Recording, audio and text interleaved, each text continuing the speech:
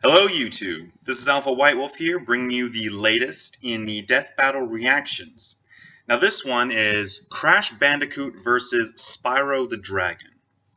Full honesty, not really invested in either one of these characters. I played a little bit of, I think it was a Game Boy game years ago, but never even finished it and really got into it.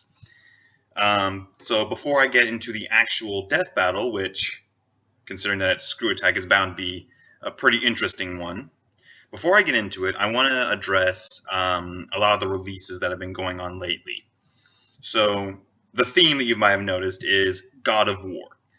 Now obviously with the upcoming release of the PS4 God of War, I'm really excited. I've been looking forward to this for almost 2 years now. And frankly, I want to really focus on that particular game franchise in preparation for this particular game's release. So right now I'm still in the process of uploading the God of War 2 footage. Afterwards I'll start working on uploading the God of War 1 footage. In the process of all of this, I'm still working on finalizing some script work for a couple of God of War theme videos. Some top 10 lists,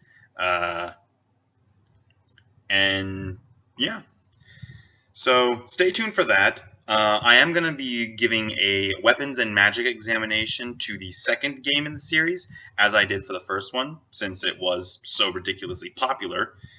But without further ado, let's get started. Okay. And let's go ahead. Start.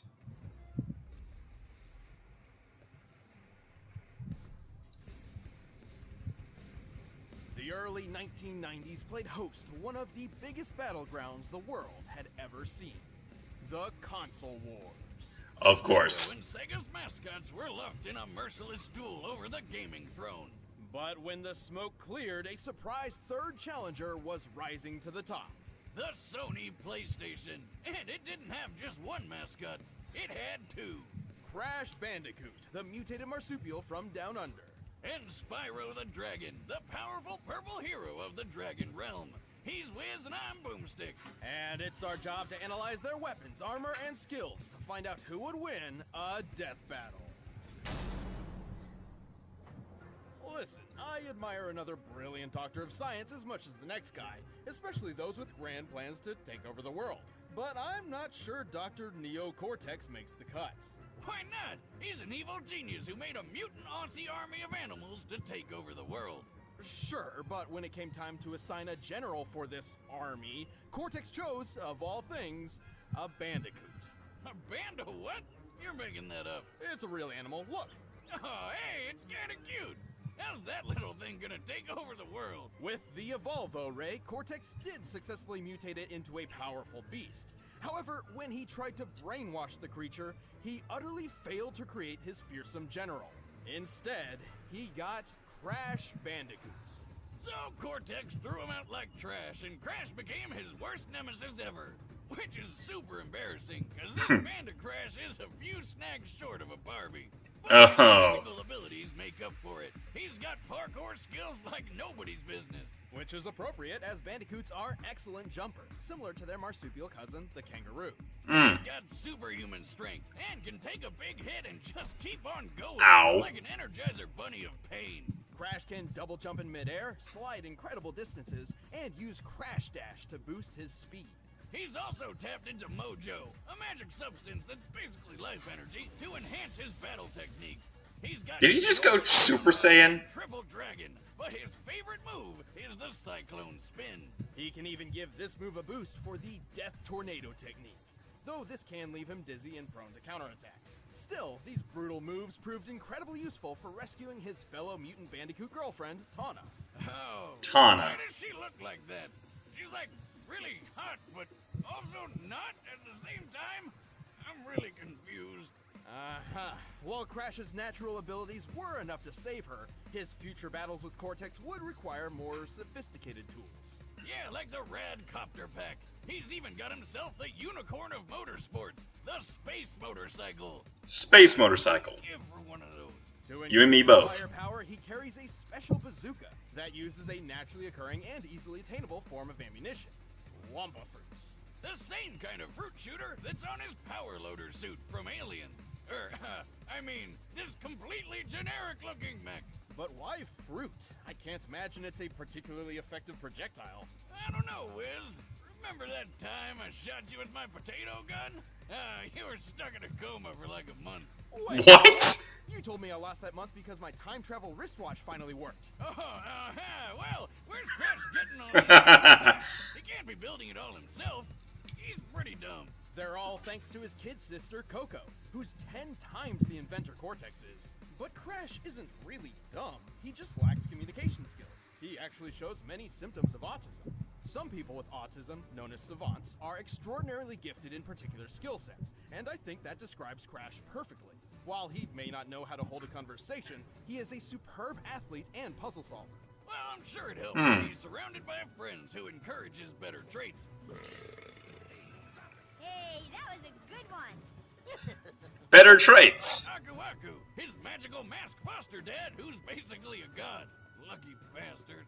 I know, right? Mojo prowess is quite impressive. He's very protective of Crash and will often step in when Crash is in trouble. But not always. Why can he teleport across dimensions on his own, but can't teleport Crash very far at all? This is as far as I can take us. We'll have to fight our way to the robot's interior and save your sister. Well, perhaps his fatherly intuition is kicking in, encouraging Crash to learn from his own mistakes and become his own man. Huh. Yeah, maybe he's just being a dick. Well, Yeah, I think so. and his own amazing abilities, Crash has performed some incredible feats while stopping Cortex's plans time and time again. He's strong enough to lift his adopted brother Crunch over his head. Since Crunch is at least twice as big as Crash, that would mean Crash's strength is similar to the world's best powerlifters. His cyclone attack can generate enough force to lift this large boulder and throw it so hard it shatters on impact. Comparing its size to Crash, that boulder must weigh nearly 8 tons. He's also fast enough to outrun polar bears, which can move up to 25 miles per hour. But Crash Wow. really shines when I didn't it know comes to polar bears could durability. move that Look fast. at how well he holds up after taking 112 falling wooden crates to the face. What the hell? Huh. Where did they all come from? I bet it's Aku Aku's fault. And he's right back up like it didn't even happen. Ow. Champ. Crash has endured an explosion of 23 crates of TNT all at once, which Okay. in size could potentially level a city block. And with the help of Aku Aku, he even survived a crash landing from outer space. What the heck is up with his hair? This vessel was likely falling at 17,500 miles per hour, similar to the space shuttle's typical re-entry, which means the force of its collision would be equivalent to more than 2 million tons of TNT. 2 million. Why didn't Aku Aku just teleport them to safety? Really? I believe we're okay. Oh, are you kidding me, Aku? You know what you did, or didn't do.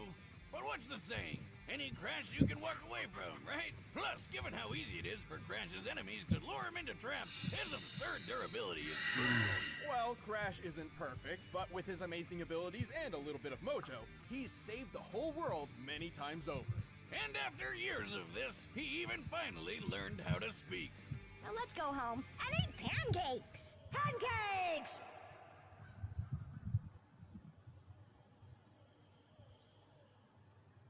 Wait, that's it? Really?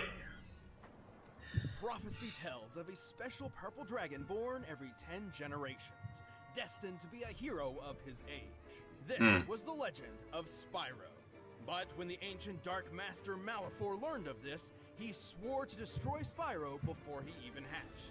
By the way, there are at least 3 different timelines for Spyro, but we're mainly sticking with the Legend of Spyro version, because he can do pretty much anything the other ones can, and more. Plus, I think they're all the same as Spyro reincarnated anyway, since that's what the prophecy says, and look, that's totally Skylands being made at the end of Dawn of the Dragon.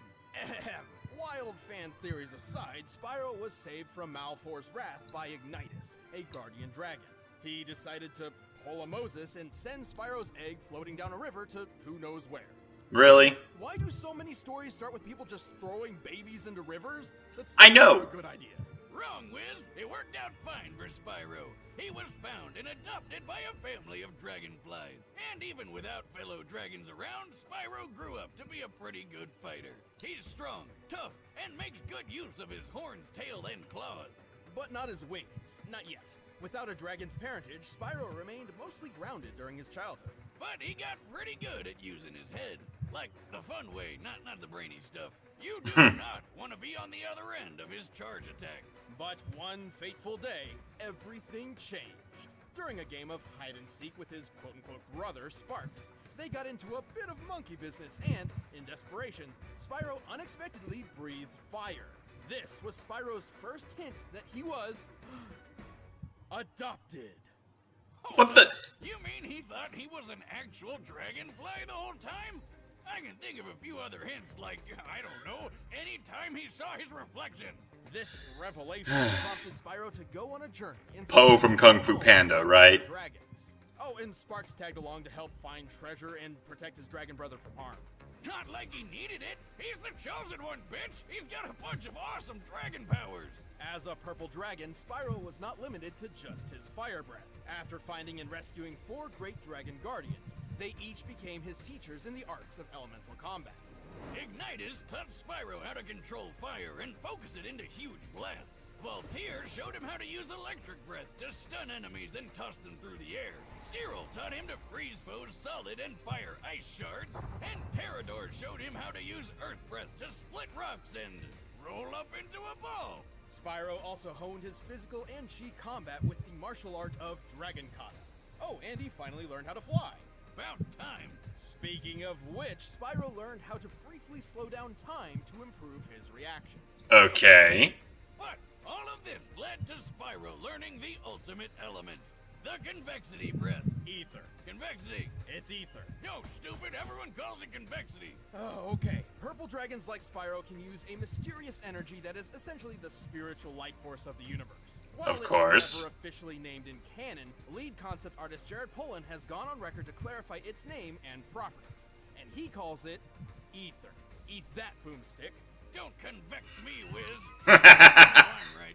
Ether is an extremely powerful element which binds the fates of the living and the dead. With ether, Spyro pulls from the 4 elements to create energy which, according to Polin, has power comparable to that of an atom smasher.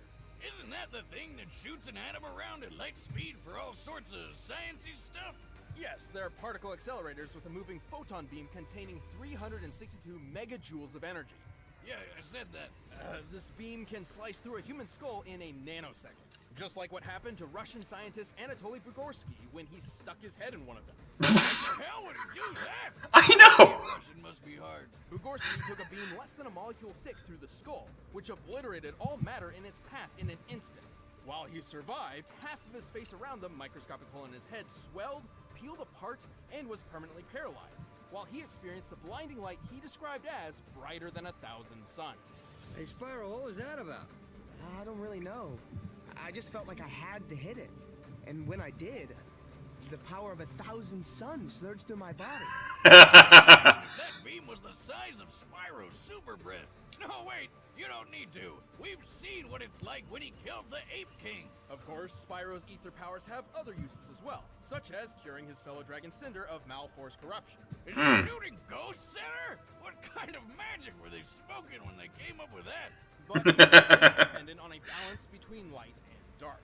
Uh-oh. Should a purple dragon fall prey to their own anger and hatred, they risk being consumed by dark ether, or nether, transforming into a blackened, rage-filled form. Spyro's a really nice guy, but as Dark Spyro, he lets loose. He's stronger, faster, and way more violent. Unfortunately, when Spyro's consumed by dark ether, he cannot return to his old self on his own. But with friends like Sparks and Cinder at his side, he's always found his way back. Through the power of love. Right, Spyro? You gotta believe. With all these powers at his claw tips, Spyro is a force to be reckoned with. He's pretty quick, outracing biplanes that can fly over 159 miles per hour. He's pushed a gold statue about twice his size, and he's pretty tough, claiming his scales are impenetrable. So I'm electricity proof too? I knew my scales were impenetrable, but now this? A bold claim, but let's look at the facts. Spyro once took a punch from this massive magma golem, which then lost its arm and replaced it with a cathedral tower. This cathedral is very similar in size to St. Stephen's Basilica, a Roman Catholic church in Budapest, Hungary. By taking the height, length, and depth of the basilica and adjusting for empty space, we can estimate the arm's mass to weigh over 400,000 tons. Assuming a low-end punching speed of 15 miles per hour, that of the average humans, the golem must have hit with at least 1.9 million tons of force. Ow. After getting all these powers, saving the dragons, and defeating the Dark Master himself, Spyro tapped into Ether one last time to literally pull the exploding planet back together. What?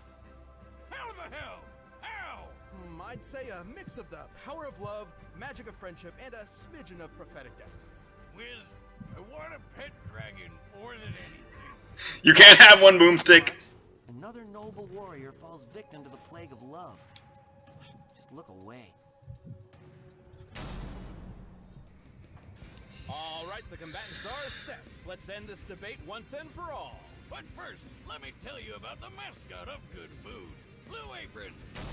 Okay, so ad. Alright. Based solely on what I've heard so far, Crash is very formidable as an opponent, but it sounds like Spyro just has way more going for him. I usually would side with dragons in situations like this anyway, simply because they typically have that durability, that strength, those extra abilities that really help give them the edge that they need. That dark form sounds like it's gonna be a fun thing for Crash to kind of try and go up against. Alright, so yeah. Originally not invested, but right now I'm siding with Spyro. So let's get through this ad.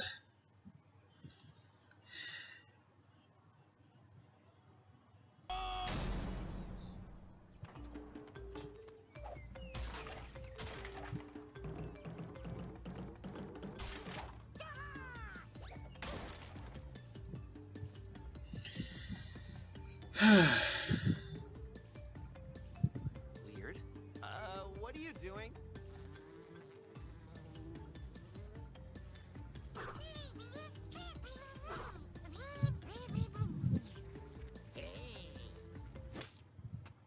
Uh-oh.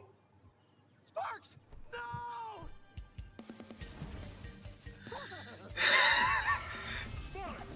At least it wasn't as ridiculous as the premise for the Raven Twilight fight.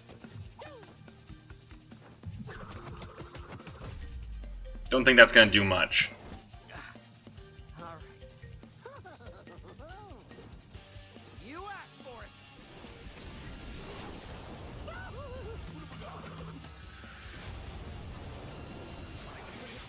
Bye-bye.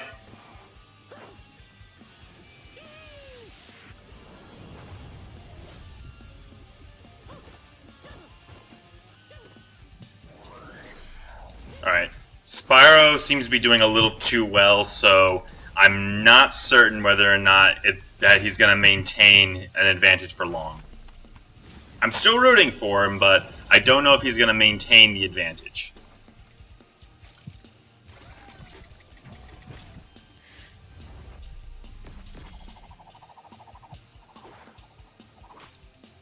Wait a sec, was that a fruit? Everyone tries to figure out why he's shooting fruit. Uh-oh. Oh, okay. Alright, so maybe that wasn't as much of an advantage for Crash as I thought it was.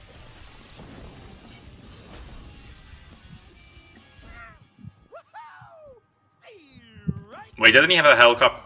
There it is. There it is. Where do you keep finding these things? I know, right? The magic satchel. Deadpool taught Crash well.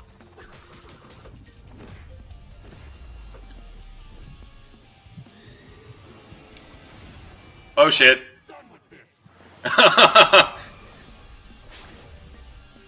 Oh, there it goes. Is it over?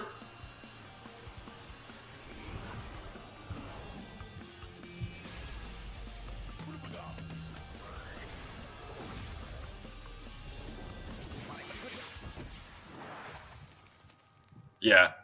Mask or no mask, that wasn't gonna stop it. Ow.